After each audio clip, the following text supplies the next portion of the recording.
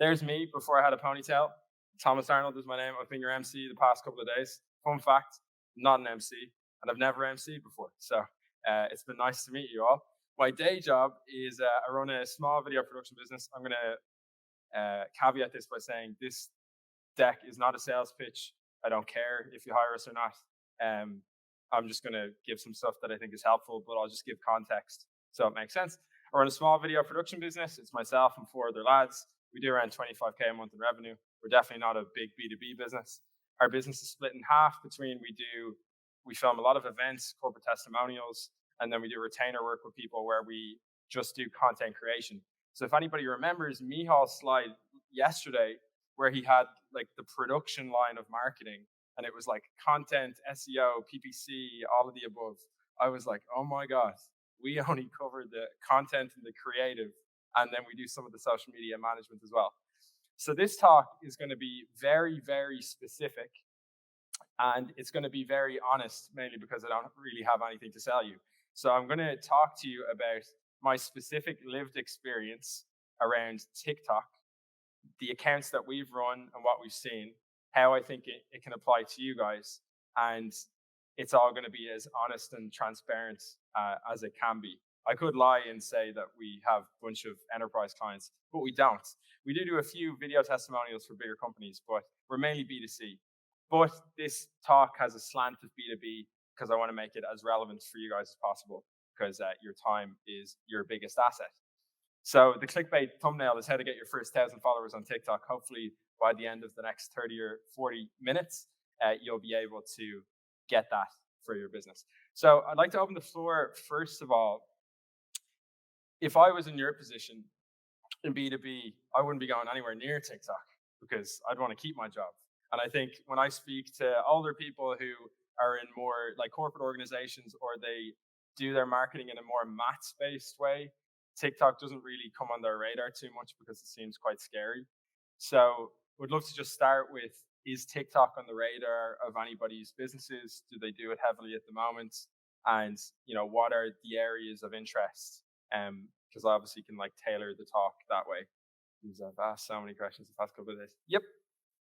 Guys, can we get a catch box here in the middle table? Andrew? Could we get a catch box in the middle of the room? Thank you so much. It's been a long 2 days, to be fair. Yeah, we do some TikTok ads now since a couple of months. Last couple of weeks, we're mainly doing app install ads and lead gen. Install ads as lead gen? No, app install ads and lead generation.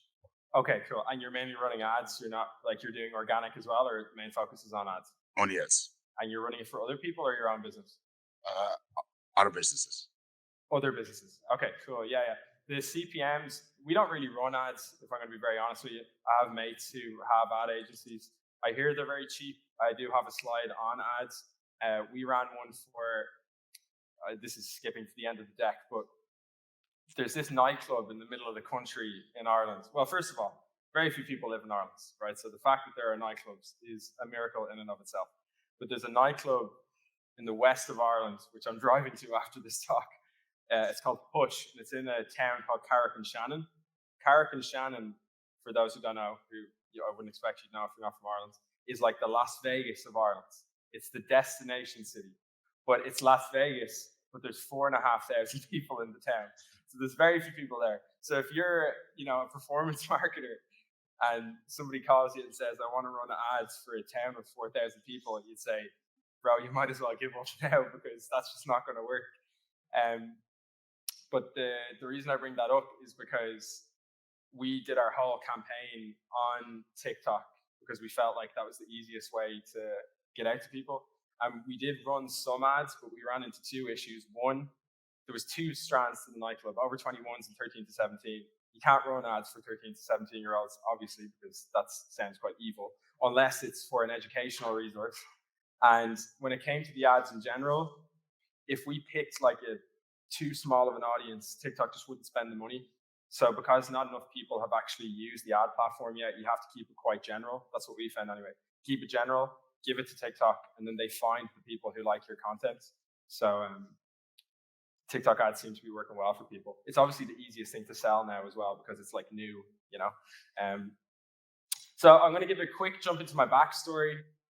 Oh, this is my old slide deck. Unfortunately, Aaron's not here. Okay.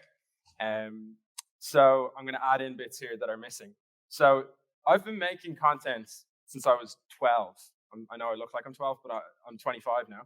That video there is the very first video I ever published on YouTube. It looks like I'm a hostage. It's actually in the dining room of my house, and it was a cricket video. So I used to play cricket from the age of 7 up until around 16.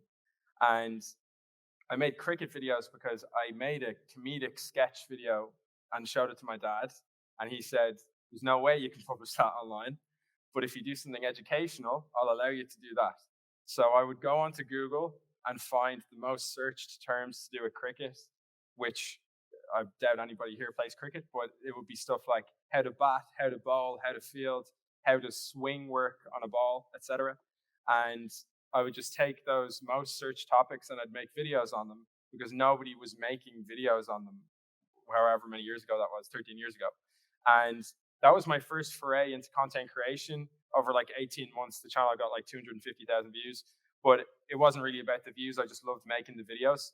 Now, I eventually stopped making them because I didn't get bullied in school, but like people take the piss out of you, which is an Irish phrase for saying they call you names. And I was only 14 and I had a Justin Bieber haircut. So I was insecure and I stopped making the videos. That was my first foray into content creation. I'm skipping forward a few years now, but I didn't do too much in secondary school. When I was 18, I started vlogging in college. And the reason why I started vlogging was there was a guy called Casey Neistat, who's a vlogger over in America. He's not as relevant now, but back when I was 18, he started doing a daily vlog and he did it for over 500 days. So he recorded his day every single day and he posted every 24 hours. And I just got addicted to his vlogs and I thought, why don't I vlog? So I was going to a local college called University College Dublin, and I just vlogged everything to do with college. So what a day in the life of a first year is like. I did a course called Commerce, which is business. What the Commerce Ball was actually like. The truth about first year in college. Essentially, I didn't realize it at the time, but I was sort of doing like SEO. And to this day, if you look up anything to do at University College Dublin, you're going to see my face somewhere, a younger version of me without a ponytail. And over the course of college, it was a 4-year degree. I did around 350 YouTube videos. They varied and it sort of changed as time went on, but I loved making content. And that's why I just wanted to be famous and be on YouTube. So in third year of my 4-year degree, I had a chance to do an internship. My grades sucked because I hated college, like academically, and I had very poor grades. But I wanted to see if I could work for somebody else. So the only company I wanted to apply for on the list was Microsoft. And I said, if I don't like Microsoft, I will never like a 9 to 5 job. So I went there and I really enjoyed it. Obviously, I got a picture with the sign. Everybody gets a picture with that sign. And the reason why I bring this up is because I had a bit of background then as to like B2B experience. So it was only 12 months, but I was in the Irish subsidiary and I had the opportunity I used to arrange a lot of events just like this. So I was essentially like a coffee boy. I'd get the food ready for you guys outside. I'd get the badges printed. I'd get emails sent out. I'd send it off to a managed account list. I'd reply to people. I'd make sure people's sales decks are up to date or presentation decks are up to date. And I just got a lot of experience of like, what's it like working with B2B customers? I was very, as you can tell, I'm quite like an energetic person, but I was very unpolished when I was 20 or 21. And it just put a lot of manners on me in terms of how do you work in a corporate environment? You can't just joke all the time. People are more serious. They need to make money, etc. So I got a lot of B2B experiences there. There's a couple of things missing there. When I graduated college, the pandemic hit. I was at that point when I started college, I was doing freelance video at the side. So just like I'd rock up to these events, just like Milos, who's videoing here today.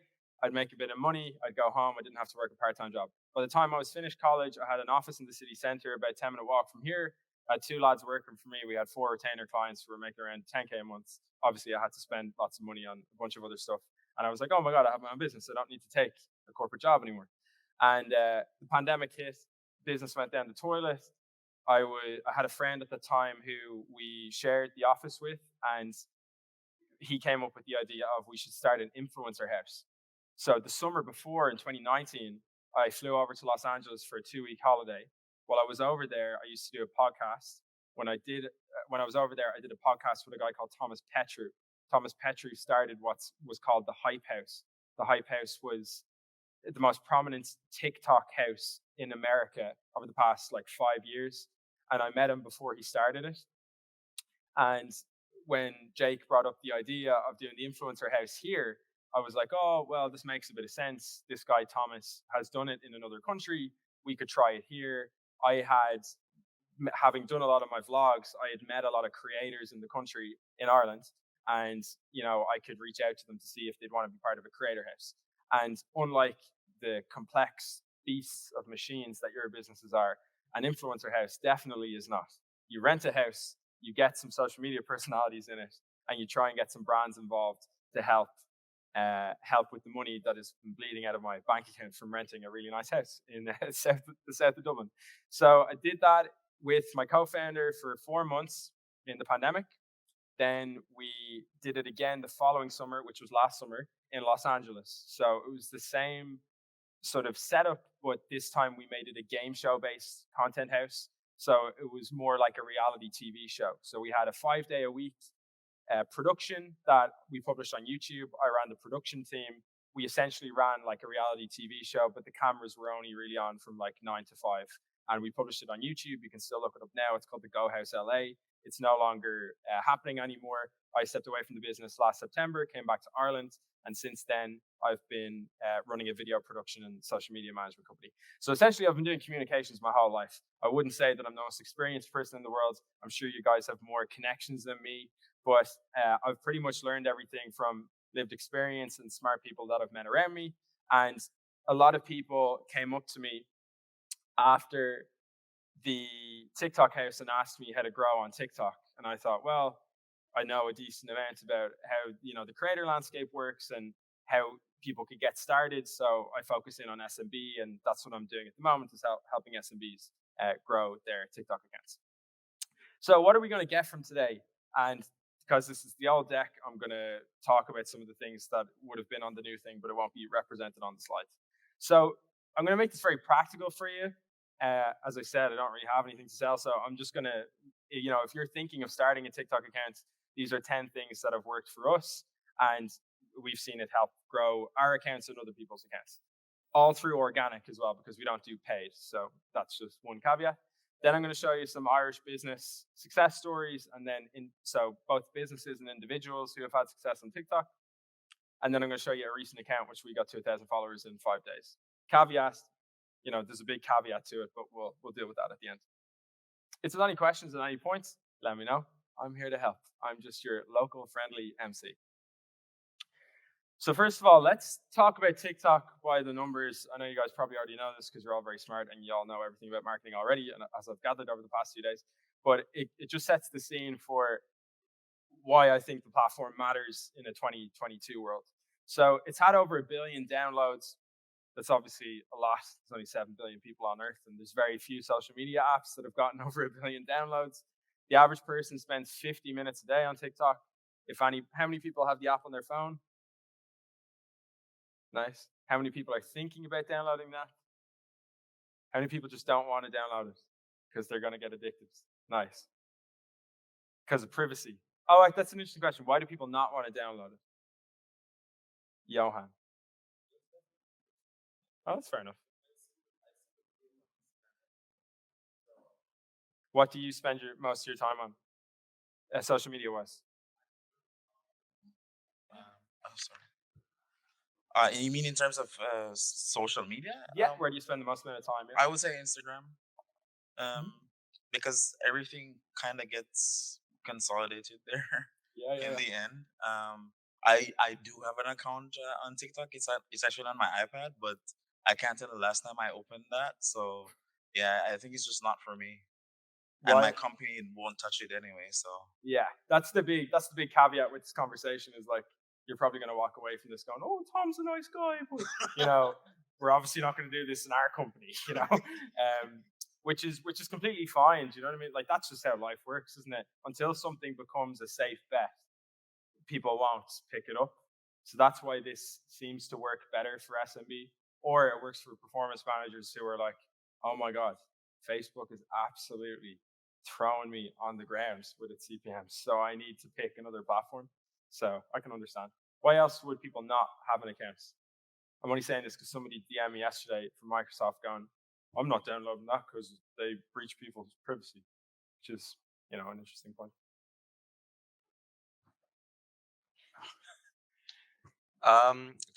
It's just another, for me anyway. I'm on Instagram. I spend enough time on Instagram, Facebook, YouTube. It's just like another distraction. Yeah, I agree as well. I actually spend none of my time on the app, and I show people how to grow their accounts because I just would get addicted. So yeah, biggest demographic is young. So the slide that's missing here is I had a slide saying how is this relevant for B2B. So one, you see B2B, like for example, Microsoft UK, which I have no affiliation with. I just know of that account. You can see B2B using TikTok to get in front of Gen Z. That's what I see at the moment. So they're not necessarily trying to convert people to sales. It's hard to convert young people to buy anything, but they're using it to build up brand awareness with the youth. I think another side benefit of getting good at TikTok is that you get good at doing vertical short form video, which is something that applies to other platforms as well, like YouTube Shorts. Do people know what YouTube Shorts is? Yeah. So YouTube had long form video. Then probably about 15 months ago, they introduced YouTube Shorts. Everybody thought YouTube Shorts was going to destroy your YouTube channel because it would mess with your retention scale. Then they kept it going. Now I'd argue probably people post more shorts than long form videos. So, but YouTube Shorts is essentially the same as TikTok. It's the same as Instagram Reels. So getting good at vertical video that's short is an important skill to master. Whether you do that through TikTok or you do it through other platforms, doesn't really matter. You're going to have to get good at this because that's where people's attention are going. I saw a good meme the other day and it was like, tell me how to grow on Instagram without posting Instagram Reels. So a lot of these things are just ways of getting good, like organic reach. Great organic reach. Yes, that is the last point there. Whoopsie daisies. 10 hacks to grow your account. First one, follow me on LinkedIn and I'll send you this Excel sheet. So this is a sheet I got off somebody else that has trending sounds on it that are updated daily. Why do you put a trending sound behind a TikTok? Has anybody never actually gone on the app? That's an important question. Okay, so I'm going to try and explain. If this doesn't make sense, let me know because I don't want to make anything confusing. So TikTok is a vertical video platform. And when you're making a TikTok, you press this plus button on the bottom of the screen. You can import a video off your camera roll or you can record it directly from your phone. Now, what a lot of people do is at the top of the screen, it has a button that says add sounds. So you can click that button and you can go through sounds and pick one that you want. Or you can do what most people do, where they go through their feed, which is called their For You page or their Explore page. They're going through so imagine you're tonight, right? You're hammered, you've had 4 Guinness. Geez, that marketing conference was great. You're sitting in the pub, you're flicking through TikToks, and you hear a sound that's really funny or interesting. And a sound can either be music or you can cut off something that somebody says that's interesting and people lip sync. People find a sound that they liked and then they either duet it or use that sound to put their own twist on it.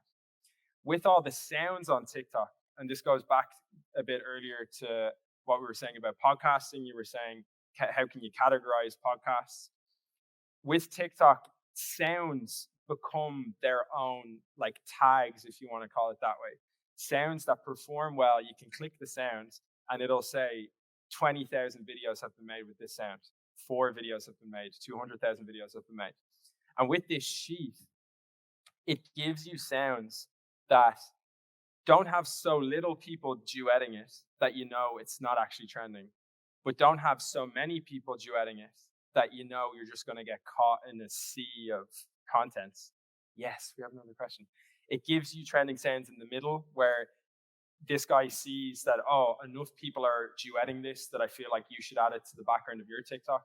And you can do it of one of 2 ways. you can either listen to the sound and go, oh, I have my own creative take on it, or you can literally just have your video there and just put the sound in the background. You don't have to do any work, but then your video then gets thrown into this category of all the other videos that have used that sound. And if it performs well, you're going to jump to the top of the sound, and you'll get, I wouldn't say it's like SEO where like you have a well-performing article and it continues to get views, but that's one way of trend jacking and getting lots of views. We're only on tip 1. Fire away. I wanted to ask about the sounds. So having a personal or a business account, you only get access to certain types of sounds on a commercial account, so would you recommend everybody has a commercial account or use a personal account to get access to more? Yeah, that's a great question. This is anecdotal, right? This is not backed by any data. It's just from my experience with clients. So there's different forms of accounts you can have on TikTok, as you said. If you have a personal account, you can use any sound you want on the platform. But if you have a business account, which is what you need to run ads, you can only use commercially licensed sounds, which is like saying a personal account, you can have all the sandwiches you want from the deli. And with the business account, you have to eat the sandwiches with a Ziploc bag around it. The taste is just not the same.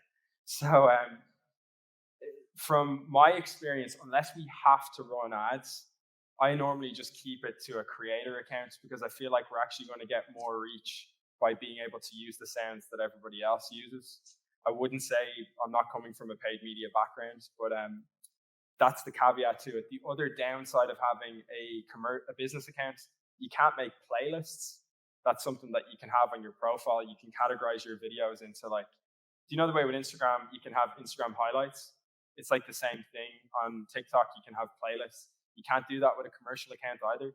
So it sort of sucks, but if you need to run ads, you need to run ads. And if your business is, say, an app, like I've heard from a couple of my friends, you can get very cheap rates on like getting installs on apps. So it may be like a necessary evil that you have to do to make it. But initially, I would just start with an organic account anyway, because any paid media person would tell you the best ads are the ones that did well organically. So you do need to just make a bunch of organic content with no paid behind it initially to see what do people like. I didn't know that they would interact with this video, etc. And then when you have a few videos that have popped off, as long as it's the right avatar, then you can give it off to your paid media guy or girl and go, there you go, off to the races. Hashtags. I've sort of already touched on this. When you're making a TikTok, right, you can put a caption just like any other social media platform. And when you put a hashtag, you'll see a drop-down menu. So if you were to put down hashtag business, very generic, but bear with me. You put down hashtag business and it'll give you a bunch of options. So it'll say hashtag, it's a little bit like going into Google Keyword Planner. It'll say like, this is the main term, but then these are the other hashtags that people are using. So they might say business talk, business life, the grind, hustle, success, etc. But you can see the total aggregated views for that hashtag. So when we're posting on clients' accounts, number one, we try and keep the captions short because it's a young audience and they don't want to read stuff. But the second thing is when you're using hashtags, we'd use 2 main ones that have a bunch of views on them, and then we'd make up a couple of our own. The reason why we do that is because, say, for example, we have the 2 gentlemen from Belgium. Maybe there's 4 people from Belgium. If you were making a TikTok for a client and they were in the construction industry in Belgium, you might put in hashtag construction, but if you type in hashtag Belgian construction and there's no views on it, we normally put that in the actual TikTok hashtag, because if for some reason your TikTok gets views, you're going to be the first one on the hashtag. So when people click it, you're going to be at the top. And if for some reason other people end up using that hashtag through the discovery feature, then you're always going to stay at the top. So it gives you, it's like a growth hack for you to be able to grow quicker.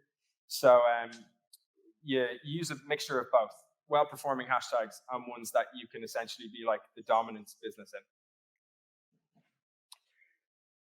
TikTok is a sound-on experience, always sound-on experience, sorry. So when you flick through your feeds, sounds will play by default. And I know this is a pretty obvious thing to say, but captioning is very important. If you go onto the TikTok website, TikTok for Business, there's a huge amount of resources about how to optimize your accounts, way more than I could ever say in a slide deck. And they also have ungodly amount of people employed as well. So they have so many content writers like Indeed to write lots of articles. With captioning, it's important, I found anyway, the best performing captions are in the middle of the frame. The second thing to be wary of is, and I messed up with it on this one on the right, there's what's called a safe zone on TikTok. I wish I had a laser. On the right-hand side, there's the share button, the comment button, and the like button. If you put your captions poorly placed like me, some of your captions are going to be cut off. So a lot of the time when creative are making the content, they're doing it on an editor and not the app. So they're just like, okay, I have a vertical video and I put these captions in the center, but they may not have the safe zone filter over the video, so they don't know if the text is being obscured. So when you're doing your captions, just make sure that it doesn't get obscured by the buttons. And that actual graphic is available on the TikTok website because they're animals. It's called TikTok Safe Zone, and you can download it for free and give it to your editor, guy or girl. Second thing is, again, anecdotal. TikTok likes when you make it in the app, makes the video in the app, because I think they're trying to encourage people to just edit from the app because they want more people to spend their time there so that they can sell more ads. And we did an A/B test, and we did 10 TikToks where we just made them from an editor and we published them from the camera roll. And then we did 10 TikToks where they were all filmed from the phone. We found the ones from the phone did better, partially because people like the amateur style of TikTok. People don't like ads. Like, you can't run like a really polished video on TikTok. People will just skip by. That sort of amateur phone, personal kind of feel seems to do really well. So when you're doing your captioning, if you're not doing it on your editor when somebody's talking, then captioning on the screen is a very native thing to do as a marketeer. Obviously, that thing that Gary Vee says, content is king, context is queen. The context of TikTok is that using the app is very important, because I know you all don't care about TikTok, but you got to make other people believe that you're natives, that they'll actually watch your stuff. Posting times don't matter on TikTok. They'll give you analytics, but it doesn't matter. It's not like other platforms. One thing that I think is important, Indeed reached out to me like a month ago saying the Leaving Cert results are coming out. They came out last Friday. The Leaving Cert results is like the baccalaureate in France, or that's in Europe. It's like high school diploma and stuff. It's when people get their results from secondary school, and it's on the same date every year. So it's a bit like, you don't have to predict the trend of Christmas. It's coming every single year. So although day-to-day timings don't really matter, and I would say post whenever you want, even though the dashboard will tell you when your followers are most active, what does make sense is to make fresh content for things that is coming up. Because this was a video that I posted on results day. I spoke about my Leaving Cert experience, which was I didn't get my college course the first time. I dropped out. I was knocking doors, selling alarms for 5 months. I reapplied to do business. And it was just a very relevant video for my audience because I had made 300 college videos before. So a lot of my TikTok audience was just people who knew me from college. And that video, although they haven't run any paid spend behind it yet, it's performed really well. It has over 60,000 views and like 4,000 likes, which is good for Ireland and the niche that they were going after. So picking times of year to do creative in a very strategic and planned way is definitely very good. Like, people don't look at you running a Christmas ad on TikTok and go, that's not cool. They'll be like, oh, that's actually, we feel like you're more relevant to us because you put effort into the platform that we spend time on. Tip number 5 is, it's amazing how many resources the TikTok for Business website has. Clearly, I don't know who the person who runs TikTok is, ByteDance, but he seems to care, or she cares a lot more than Zuckerberg, because there's way more content out there. Everything from like how to set up your first campaign. They even have a thing called a creator marketplace. So if you're looking to partner with a creator, but you can't find the one that you're looking for, like it might be difficult for you to find the right creator in a specific niche, there's a marketplace where you can just search the creator that you want to partner with. TikTok is like the middleman, and they can partner with you with the right people to run your campaign. So overall, there's a huge amount of content there. If you're sitting in a meeting with your manager and they're like, what's the story with TikTok? Or I don't know what people in Europe say, but like, what is going on with TikTok? You can just go onto the website and click a few articles, and you'll know more than him or her. So that's very important. All you need to know is 5% more than your manager. Number 6 is to collaborate with creators. Has anybody heard of the trend about protein bar? No, geez, that only went through UK and Ireland. So this guy is a guy called James Doyle. He's 21. He's from Leitrim, actually. I invited him to the nightclub. He came. He had a good time. If anybody's down in the Las Vegas of Ireland, let me know. I'll switch out with free drinks. So this guy, James, posted a lot of TikToks over the last 3 months. And he kept saying this phrase called protein bar. It was basically a play on protein bar. Anyway, this word went viral in the UK and Ireland. Gymshark were using it. Anybody in the fitness industry was using it. And obviously, when anybody blows up, businesses go, oh my God, opportunity. Let's send them free stuff. Maybe they'll post about us. And a lot of it is like people sending generic outbound emails. Yes, you've made the effort to get into my inbox, but I clearly don't care because you spelled my name wrong. Whereas with stuff like this, this company who are an apparel manufacturer, James made a video saying, I'll post about your jumper if you put Bosco on a Nike jumper. Bosco is he's a puppet that if you're Irish and you were a kid, you would have seen it on television when you were a kid. So they did a duet